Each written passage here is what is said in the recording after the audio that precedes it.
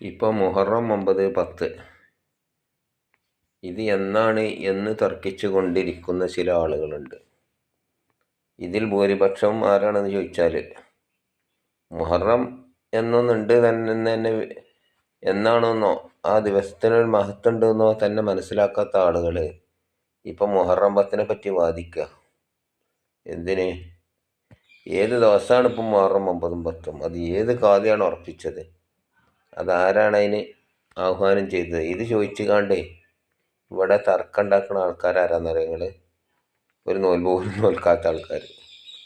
നോൽമ്പ് നോൽക്കണവർക്കറിയാം 9 നോറ്റാലും 10 നോറ്റാലും 11 നോറ്റാലും പ്രതിഫലം ഉണ്ട് എന്ന്. അപ്പോൾ 1 മുതൽ തന്നെ 10 വരെ നോറ്റാലും പ്രതിഫലം ഉണ്ട് എന്ന് എല്ലാവർക്കും അറിയാം. അവരവരെ ഒരു വീട്ടിൽ തന്നെ 2 നോമ്പും പെരുന്നാളും ഒക്കെ ആകുന്ന അവസ്ഥ ഇവിടെ കഴിഞ്ഞു പോയിട്ടുണ്ട്. പഴയ കാലത്തുണ്ടായിരുന്ന പോലെ എവിടെയെങ്കിലും മാസം കണ്ടിട്ട് കുറേ നടന്ന് ഓരോ സ്ഥലത്ത് നിന്ന് അന്വേഷിച്ച് തിരിച്ചു വരുമ്പോൾ ഇവിടെ വീട്ടിൽ നോമ്പ് പകുതിയായിട്ടുണ്ടാകും. അങ്ങനെ ഇന്ന് പെരുന്നാളാണെന്ന് പറഞ്ഞാൽ പെരുന്നാൾ ഉറപ്പിച്ച ദിവസങ്ങളൊക്കെ ഉണ്ട്. അപ്പോൾ അവനവന് അംഗീകരിക്കുന്ന ഖാദിമാരെ അവരെ അനുസരിച്ച് കൊണ്ട് നോമ്പ് നോൽക്കും മുറിക്കും ചെയ്താണെങ്കിൽ അവരൊന്നും ജനങ്ങളെ പറ്റിക്കൂല എന്ന വിശ്വാസത്തിൽ അതാണ് നീങ്ങിയാൽ മതി. ഇത് തർക്കം ഉണ്ടാക്കേണ്ട വിഷയമൊന്നുമല്ല.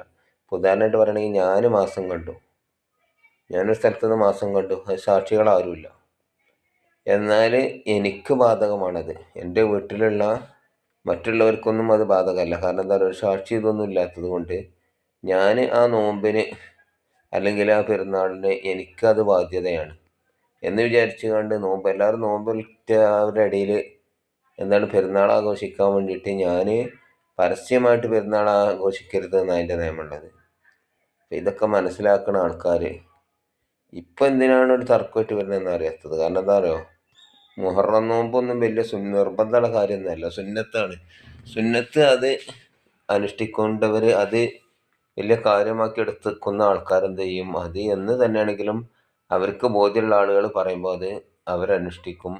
അതിൻ്റെ ഇടയിൽ അത് ഒരു വിഷയമാക്കുന്നത് ഇവിടെ തീരെ നോൽമ്പ് നോൽക്കാത്ത ആൾക്കാർ അവരാണ് ഇതിലൊക്കെ വിസമ്മതരാകുന്നത്.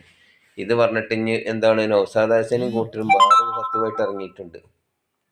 ഇവർ കള്ളത്തരീക്കത്തിൻ്റെ ആളുകളാണ്. കാരണം ഈബത്ത് കമ്പനിയാണല്ലോ, സ്വന്തം ഉസ്താദന്മാരെ ഓർക്കൊന്നും തിരിയില്ല എന്ന് പറഞ്ഞിട്ട് തനിച്ച ഈബത്തും നമീമത്തും.